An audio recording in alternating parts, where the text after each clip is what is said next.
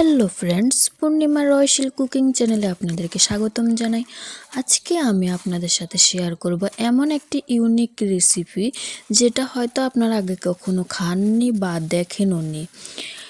আজকে আমি এই রেসিপিটি তৈরি করতে চলেছি আমার ঘরে থাকা কিছু পুরনো নরম হয়ে যাওয়া মুড়ি দিয়ে। আমরা বাজার থেকে যে মুড়ি কিনে আনি খাওয়ার জন্য, সেগুলো দেখা যায় যে লাস্ট পর্যায়ে এক মুঠ বা অল্প কিছু মুড়ি থেকে যায়, যেটা নরম হয়ে যায়, পরে আর খেতে ভালো লাগে না। সেরকম আমি আমার ঘর থেকে 4টা মুড়ির পোটলা বের করে নিয়েছি, যেগুলোর মধ্যে অল্প অল্প কিছু কিছু মুড়ি ছিল। এই মুড়িগুলো কিন্তু একদম নরম হয়ে গেছে, টিপ দিলে এগুলো চ্যাপ্টা হয়ে যায়। আর এই মুড়িগুলো কিন্তু এই সময় খেতে ভালো লাগে না। আমি আপনাদের সাথে এই মুড়িগুলো দিয়ে একটা ইউনিক রেসিপি তৈরি করে শেয়ার করব। আমি এখানে সমস্ত মুড়িগুলো একসাথে নিয়েছি, নিয়ে এর মধ্যে যে বালুময় কিছু গুঁড়ো থাকে, গুঁড়োগুলোকে ছেলে ফেলে দিয়েছি, দিয়ে মুড়িগুলো নিয়েছি। নিয়ে এবার চুলার মধ্যে কড়াই বসিয়ে দিয়েছি। কড়াইটা গরম হলে মুড়িটাকে কড়াইয়ের মধ্যে দিয়ে অল্প আগুনে এটাকে নেড়ে চেড়ে মুচমুচে করে ভেজে নিয়েছি। এই মুড়িটাকে অবশ্যই একদম মুচমুচে করে ভেজে নিতে হবে। মুড়িগুলো দেখবেন হাতে ঘষা দিলে গুঁড়ো হয়ে যাবে। এবার আমি ভাজা মুড়িটা নামিয়ে কিছুক্ষণ ঠান্ডা করে নিয়েছি। নিয়ে এবার একটা মিক্সার জারের মধ্যে নিয়ে এগুলোকে মিহি গুঁড়ো করে নেব। এই মুড়িগুলোকে একদম মিহি গুঁড়ো করে নিতে হবে। দেখতে পাচ্ছেন আমি এগুলোকে গুঁড়ো করে নিয়েছি। এবার এই গুঁড়োগুলো দেখুন, এখানে কিন্তু কিছু কিছু একটু হালকা দানাদার ভাব থাকে। এগুলোকে আমি একটা ছালনির মধ্যে নিয়ে ছেলে এর দানাদার ভাবটাও ফেলে দেব, দিয়ে একদম মিহি গুঁড়ো যেটা ওইটা নিয়ে নেব। এবার আমি চুলার মধ্যে কড়াই বসিয়ে এখানে 500 গ্রামের মতো দুধ দিয়ে দিয়েছি। দিয়ে এর মধ্যে 4-5টা এলাচ ফাটিয়ে দিয়ে 2টা তেজপাতা দিয়ে দিয়েছি। দিয়ে এগুলোকে অল্প একটু দুধটাকে নেড়ে চেড়ে নিচ্ছি। অল্প দুধটাকে একটু নেড়ে চেড়ে জাল করে নেব। দুধটার মধ্যে এবার আমি চায়ের চামচে 2 চামচ হবে চিনি দিয়ে দিচ্ছি। এখানে কিন্তু বেশি চিনি দেব না, হালকা যাতে একটু মিষ্টি মিষ্টি ভাবটা লাগে, তার জন্য আমি 2 চামচ পরিমাণ, চায়ের চামচে 2 চামচ হবে চিনি দিয়েছি। দিয়ে দুধটাকে একটু জাল করে নিচ্ছি। আমার এই দুধটা হালকা জাল করা হয়ে গিয়েছে। এবার আমি যে তেজপাতাগুলো দিয়েছিলাম সেগুলো উঠিয়ে ফেলে দেব, তেজপাতাগুলো এখানে রাখবো না। এবার আমি যে মুড়িটা গুঁড়ো করে নিয়েছি, মুড়ির এই গুঁড়োগুলো কিন্তু দুধের মধ্যে দিয়ে দেব। মুড়ির এই গুঁড়োটা গরম দুধের মধ্যে এভাবে দিয়ে এটাকে নেড়ে চেড়ে একটা ডো বানিয়ে নেব। এভাবে আমি ডোটা বানিয়ে নিয়েছি। ডোটা কিন্তু বেশি টাইট রাখবো না এবং বেশি একদম নরমও রাখবো না। এভাবে ডোটা যখন কড়াইয়ের গা থেকে ছেড়ে আসবে তখন এটাকে নামিয়ে নেব। নিয়ে এবার একটা থালের মধ্যে নিয়ে এটাকে কিছুক্ষণ ঠান্ডা করে নেব। মুড়ির ডোটা ঠান্ডা হতে দিয়ে এই ফাঁকে আমি একটা দুধ দিয়ে শিরা বানিয়ে নেব।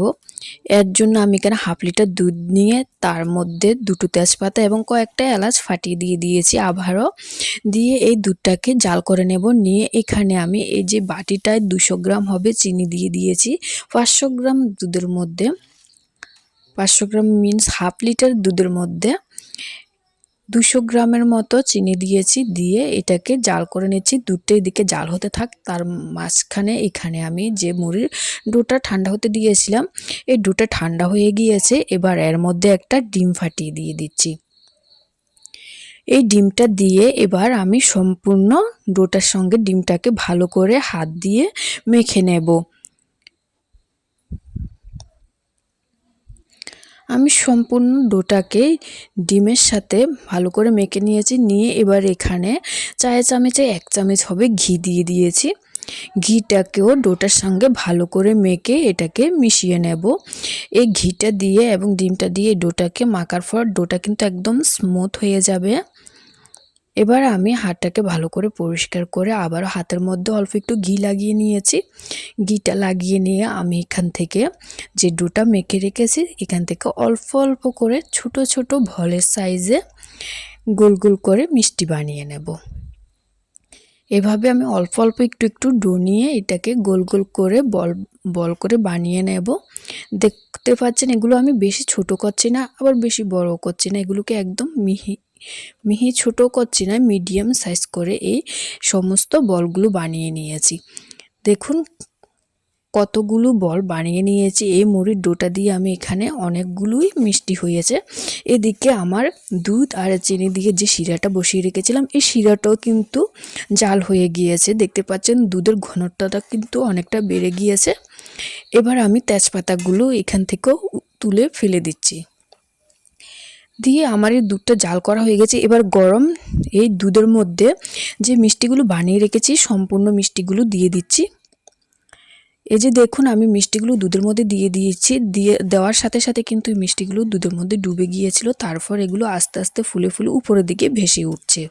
আমি সমস্ত মুড়ির মিষ্টিগুলো দুধের শিরাটার মধ্যে দিয়ে এবার চুলার আগুনটা নিভিয়ে দেব। দিয়ে এগুলোকে 5 মিনিট ঢাকনা দিয়ে দেব। ঢাকনা দিয়ে দিলে এগুলো কি আস্তে আস্তে ফুলে উপরের দিকে উঠে যাবে এবং এই যে মুড়ি দিয়ে তো মুড়ির রসমালাইটা হয়ে যাবে।